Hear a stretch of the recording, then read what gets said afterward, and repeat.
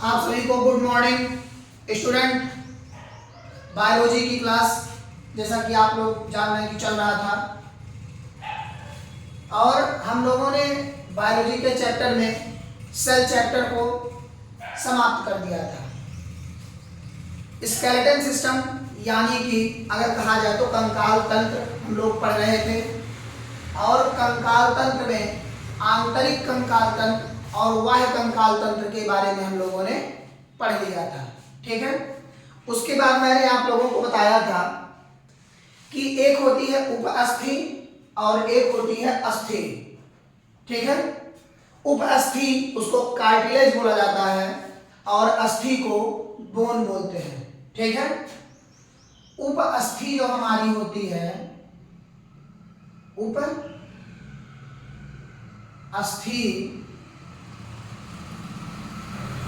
और एक होती है बोन यानी कि हड्डी। ये दो होती है। ठीक है, हड्डी क्या होती है आप लोग जान ही रहे होंगे कि हड्डी जल्दी टूटती नहीं है, काफी कठोर होती है क्योंकि इसमें कैल्शियम की मात्रा बहुत ज्यादा होती है। ठीक है, यह क्या होती है, पूरी तरह से कठोर होती है। ठीक है, लेकिन यह नरम होती है। कैसी होती है? नरम। और चलने में, और चलने के साथ साथ झुकने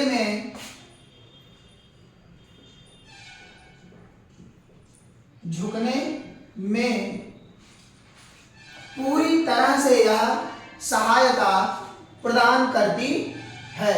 ठीक है, जो कि इसमें केवल कैल्शियम फास्फेट की मात्रा ही ज्यादा पाई जाती है। कैल्शियम फास्फेट,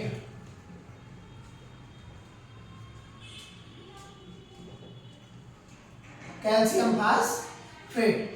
तो कैल्शियम फास्फेट की मात्रा जो होती है इसमें बहुत ज्यादा मात्रा में पाई जाती है। ठीक है, जैसे कि आपने देखा होगा बहुत लोग कान को मुड़ा देते हैं, नाक को मुड़ा देते हैं, मुंह, ये सब किन हस्तियों में हम बात करते हैं? तो उनको हम उपअस्थि में बात करते हैं। किसमें? उपअस्थि में। लेकिन जब हम यही अस्थि की बात करते हैं तो उसमें एक शब्द आता है कठोर। तो आपने देखा होगा हाथ, पैर, ठीक है, और उसके बाद आंतरिक जैसे कि पेट, सिर, इन सब में क्या होता है? इन सब में हड्डियां पाई जाती हैं। ठीक है, जैसे कि ये हमारा सर है, आप अभी एक डंडा मारिए, क्या तुरंत असर हो जाएगा? नहीं। या अपने ही सर पे नहीं लगती चोट। क्यों? क्योंकि बहुत मजबूती से कई हड्डियां मिल करके एक घेरा बना करके और हमारे मस्तिष्क को सुरक्षित रखती हैं, जिनसे आपने देखा होगा कि हल्की फुल्की चोट अगर सर में लगती है तो किसी की मृत्यु अचानक नहीं होती। जब भी होती है यानी कि आपको बहुत गहरी चोट आई होगी, इसी कारण से आपको लगा होगा। ठीक है, इसमें जैसे कि 58%, ठीक है, CO3 पाया जाता है, 58% CO3 पाया जाता है, जिनके कारण यह बहुत ही मजबूत होता है। क्या होता है? बहुत ही मजबूत होता है। ठीक है, इसमें जल की मात्रा 50% होती है, यानी कि इसमें जल कितना पाया जाता है? 50%। ठीक है, जैसे कि हमारे शरीर में भी जल पाया जाता है, जिनसे हमें पानी पीने का एहसास नहीं होता, और प्यास लगती है तो उसी पानी की पूर्ति करते हैं जो हमारे शरीर में विद्यमान है, यानी कि पहले से उपस्थित है। यहां तक आप सभी को क्लियर हुआ। इसके आगे जब हम हड्डियों को बांटते हैं तो मैंने कल बताया था कि इनकी टोटल संख्या जो होती है वह 270 से लेकर के 310 तक होती है, लेकिन औसतन यह 300 पाए जाते हैं किसी भी बालक में। कितने पाए जाते हैं? 300। ठीक है, यानी कि जन्म के समय 300 हड्डियां इनमें पाई जाती हैं। इन हड्डियों को हम दो तरह से बांटते हैं। ठीक है, पहले को कहते हैं अनुबंधीय उपांगीय। अनुबंधीय उपांगीय, पहले को जो हम कहते हैं उसे कहते हैं अनुबंधीय उपांगीय। अनुबंधीय उपांगीय। ठीक है, अनुबंधीय उपांगीय में अगर हम देखेंगे तो इसमें टोटल 126 हड्डियां होती हैं। कितनी? और दूसरी जो पाई जाती हैं दूसरे टाइप में, उनको हम कहते हैं अक्षीय अस्थि। क्या कहते हैं? अक्षीय अस्थि। अस्थि। ठीक है, ये दो तरह से पाई जाती हैं।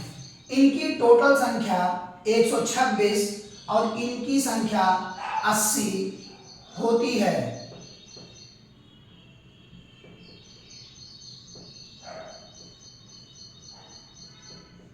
यहां तक में कोई समस्या आप सभी को नहीं होनी चाहिए। ठीक है, यहां तक आप सभी को क्लियर होगा। अब इसके आगे की हम बात करते हैं। इन्हीं में हम इनको अलग अलग तरह से, जैसे कि अनुबंधीय उपांगी और अक्षीय उपांगी को अलग अलग हम पढ़ लेते हैं। अलग अलग हम क्या करते हैं? पढ़ लेते हैं। तो हम आइए अब एक एक करके देखते हैं कि कैसे इनको किस तरह से बांटा जाता है।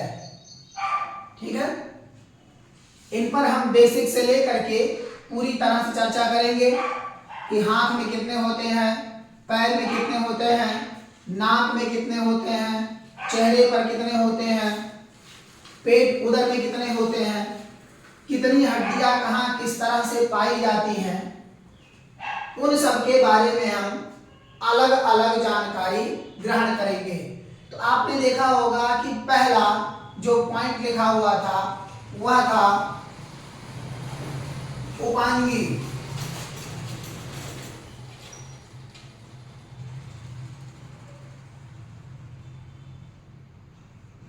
उपांगी। ठीक है, यह कौन सा था? उपांगी। उपांगी में जब हम देखेंगे तो जैसे कि आपने एक चीज देखा होगा कि जैसे मैंने बताया कि पूरी हड्डियों की संख्या कितनी होती है? 300। 300 हड्डी टोटल होती है।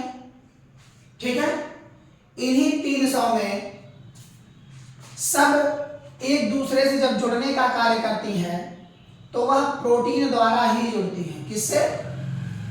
प्रोटीन द्वारा पूरी तरीके से जुड़ती हैं, जिनसे पूरी की पूरी हड्डियां एक दूसरे से आपको जुड़ी हुई मिलेंगी। ठीक है, जब व्यक्ति वयस्क हो जाता है, यानी कि बड़ा, अगर हम कहें 25 वर्ष, कितना?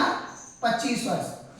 इसी 25 वर्ष में क्या होता है कि इनके हड्डियों की संख्या टोटल 206 बचती है।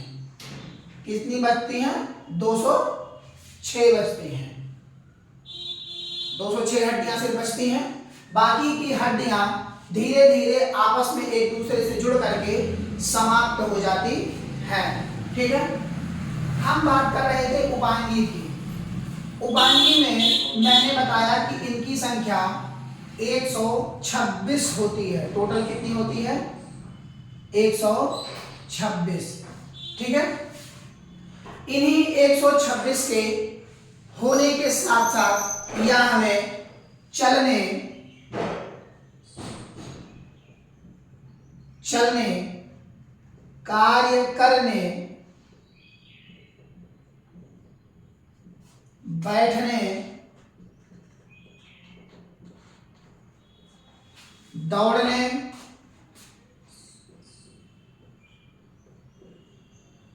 में सभी प्रकार से सहायता प्रदान करती हैं, सहायता प्रदान करती है, सहायता प्रदान करती हैं पूरी तरह से। क्योंकि हम क्या पाते हैं कि ये हड्डियां ज्यादातर विशेषतः आप देखेंगे तो अभी जब आगे की तरफ हम बताएंगे तो ये हाथ तथा पैर में, हाथ तथा पैर में ज्यादा पाई जाती हैं, ज्यादा पाई जाती है। ठीक है, ज्यादा पाई जाती है, जिनसे इनके कार्यों के बारे में पूरी तरह से जानकारियां प्राप्त होती है। अब हम बात करते हैं अक्षीय अस्थि की। अक्षीय अस्थि क्या होती है? जैसे कि ये दूसरा टाइप है आपका, इसको बोलते हैं अक्षीय अस्थि।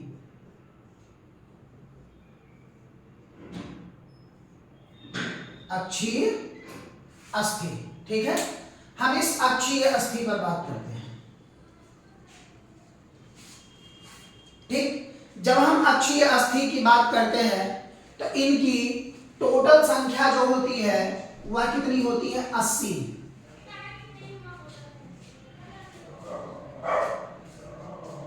कितनी होती है टोटल? 80। अब यह 80 जो होती है यह कई तरह से बटी होती है। कैसे होती है? कई तरह से बटी होती है। जैसे कुछ मस्तिष्क यानी दिमाग में, कुछ पेट में, ठीक है, और पेट के बाद रीढ़ की हड्डी में, रीढ़ की हड्डी में, ठीक है, उसके बाद सीने पर,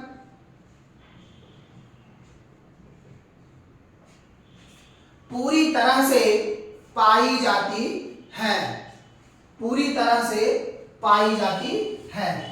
तो आप देखे होंगे कि जितनी ये हड्डियां होती हैं ये लचीली होती हैं। जैसे आप देख रहे हैं ये सीना, ऐसे आप देखेंगे तो ये बैठती हैं, हल्की हल्की क्या करती हैं? बैठती हैं, ठीक है। जिनसे क्या होता है कि कभी बाय द वे आप जैसे बहुत लोग होंगे जो जिम्नास्ट करते होंगे, पुशअप्स लगाते हैं तो सीना चौड़ा हो जाता है, ठीक है, पेट घट करके पूरा सिकुड़ जाता है। बहुत लोग हैं जो मसल्स के लिए कार्य करते हैं, बॉडी बिल्डिंग का कार्य करते हैं, वेट उठाने का कार्य करते हैं, उनमें आपने देखा होगा कि उनमें एक परिवर्तन होता है। तो यही सारी हड्डियां अपने आकार में परिवर्तित करके चेंजिंग करती हैं, जिनके द्वारा सारे परिवर्तन शरीर में देखे जाते हैं। यहां तक सेटिस्फाइड हुए? क्लियर हुआ? अब हमें क्या करना है कि जैसे अभी मैंने उपांगी देख लिया, अक्षीय उपअस्थियों के बारे में देख लिया, तो अब इनका बंटवारा कैसे कैसे किस तरह से किस जगह से किया जाता है उनके बारे में एक एक करके पढ़ा जाए, एक एक करके क्या किया जाए? पढ़ा जाए, ठीक है। तो इसके बाद अब हम एक एक करके बात करेंगे इस पे, ठीक है। तो अगली क्लास में हम इस पर बात करेंगे। तब तक के लिए आप सभी लोग हमारे YouTube चैनल से जरूर जुड़ें। धन्यवाद।